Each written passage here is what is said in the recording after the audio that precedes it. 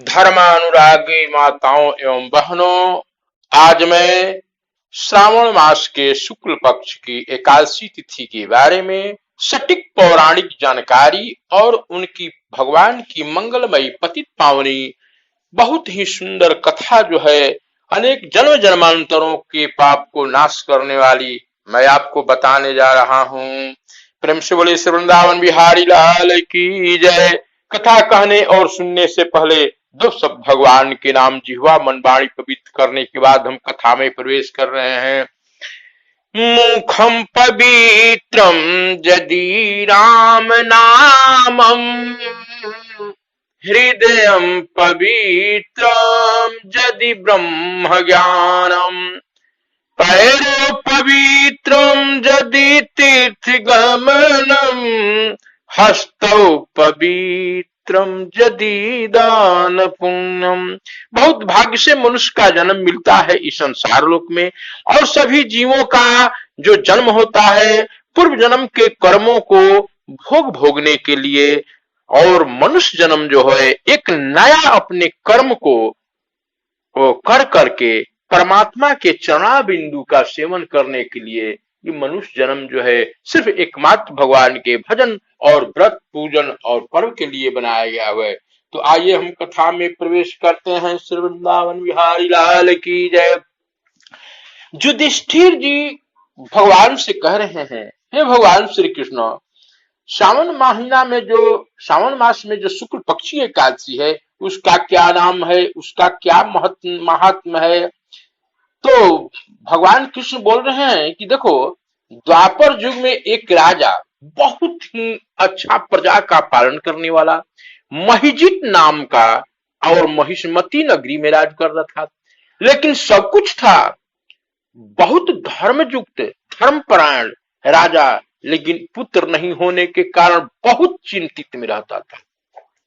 अपने प्रजाओं को पुत्रों के समान पालन पोषण करने वाला, गरीबों पर दया करने वाला, सदा ही सदा सत्कर्म में करने वाला, किसी भी तरह से कोई भी पाप कर्म अपने जीवन में नहीं करने वाला, पुत्र से चिंतित हो करके, और जब उनको उसकी वृद्धावस्था के समय जब आ गया तो उन्होंने अपने सारे प्रजाओं को बुला करके बोला कि सुनो, अब जो है आप सब लोग विचार करो, हमने अपने जीवन काल में किसी भी तरह का कोई पाप कर्म नहीं किया है, लेकिन पुत्र नहीं होने के चलते अब हमारे मृत्यु के समान जो है अब मैं नहीं जीऊंगा, मैं आत्महत्या कर लूंगा। आप लोग कोई विचार करो।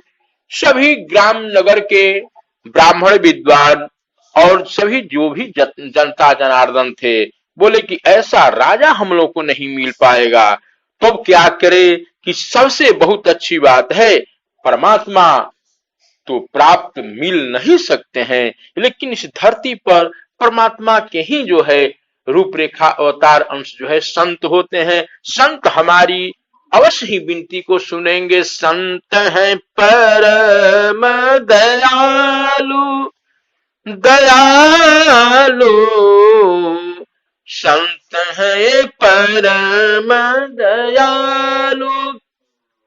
और उन्होंने जाकर के घनघोर जंगल में जाते जाते गए तो देखे एक सुंदर सी कुटिया दिखाई दे रही है।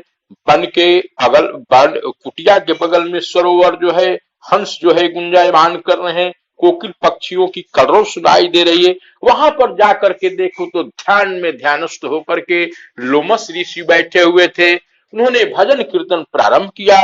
लोमस ऋषि जो है अपने नेत्र खोल करके और वे पूछे कि आप लोग किस लिए आए हैं प्रभु, आप सब इतने आदमी क्यों इकट्ठा हुए हैं।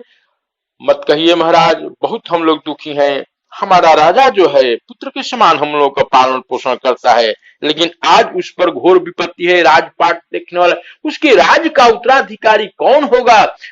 एक संतान की कृपा कर दो प्रभु। आपके दरवाजे से, संतों के दरवाजे से किसी भी तरह का कोई झोली जो है खाली नहीं जाता है।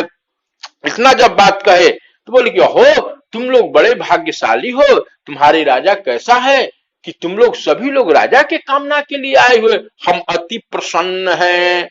उन्होंने आंख बंद करके, त्रिकालदर्शी हमारे लोमस ऋषि ने आंख मुंद करके जब देखा तो देखा कि राजा जो है एक समय में पूर्व जन्म में बहुत ही अति घोर जो है, बहुत दुष्कर्म जो है, बहुत बड़ा पाप किया हुआ था, बहुत।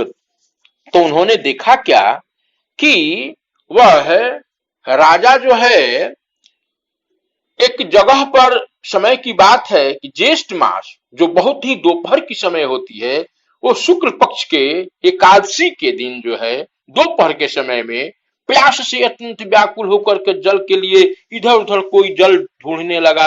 राजा प्यास जब बहुत उसको परेशान करने लगा, तो उन्होंने देखा कि एक बहुत सुंदर सरोवर दिखाई दे रहा है और वहां पर एक जो है अभी तुरंत की है बछड़ा दी हुई गाय अपने बच्चे को लेकर के और जल पीने की इच्छा से वो जो है जल पी रही थी।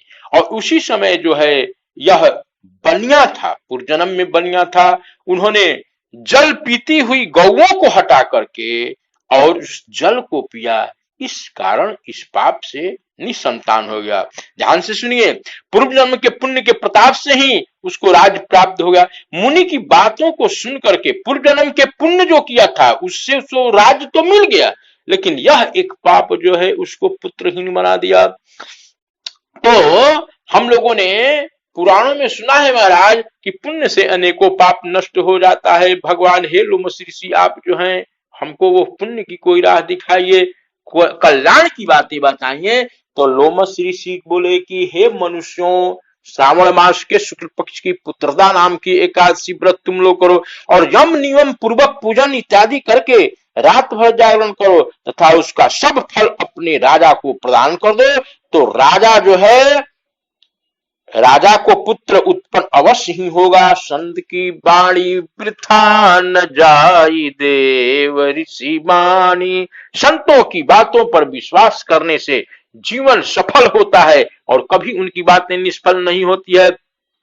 व्रत के विधान और फल को सुनकर से सब अपार आनंद की प्राप्ति हुई महाराज। और श्रावण जब मास आया तो सब लोगों ने, राजा के जितने भी प्रजा थे, सब लोमस ऋषि के आज्ञा अनुसार सदा भक्ति पूर्वक एकादशी का व्रत किया महाराज। इस एकादशी व्रत का बहुत ही बड़ा फल है। अपना अपना फल उन सब लोगों ने राजा को दे दिया और उस फल के प्रभाव से राजा की रानी ने गर्भ धारण किया और एक सुंदर पुत्र रत्न को प्राप्त किया। इस प्रकार यह फल को देने वाली पुत्रदा एकादशी, जो भी इस व्रत को करता है, मन चाहा इच्छा जब पुत्र जैसे रत्न प्राप्त हो जाती है, तो यह किसकी मनोरथ को पूर्ण करने वाले, इसलिए इस लोक और उस लोक में आनंद प्राप्त करने वाले इस पुत्रदा नाम की एकादशी का व्रत करना चाहिए। और इस कथा को सुनने मात्र से और पढ़ने मात्र से घोर पापों से मुक्ति हो जाती है।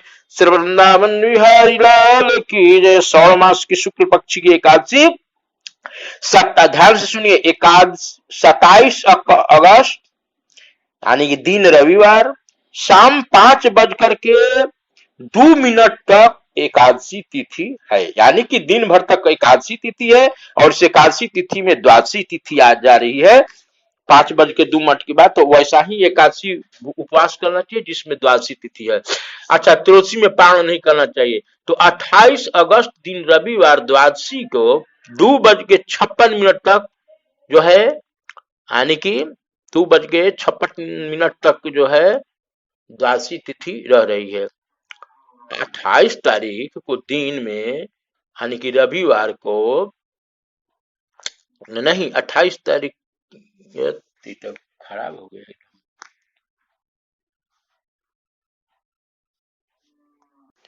एकादशी तिथि का सही सटीक मैं जानकारी दे रहा हूं। 27 अगस्त दिन रविवार को दिन भर एकादशी है, 5:02 पर शाम को समाप्त हो जा रहा है, फिर द्वादशी तिथि आ रही है। ऐसा ही एकादशी व्रत करना चाहिए। और 28 अगस्त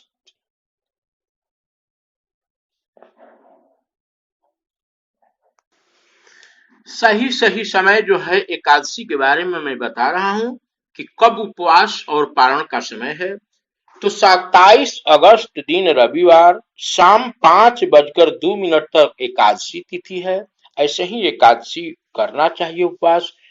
उसके बाद द्वादशी तिथि आ जा रही है। 28 अगस्त ध्यान से सुनिए, 28 अगस्त सोमवार के दिन द्वादशी जो है 2:56 तक यानी कि दिन में समाप्त हो जा रही है। तो त्रोदशी में नहीं पारण करते, सूर्योदय के बाद आप जो है 28 तारीख को पारण कीजिए और यही उसके और हमारे चैनल को लाइक और सपोर्ट कीजिए। प्रेम से बोले श्री वृंदावन बिहारी लाल की।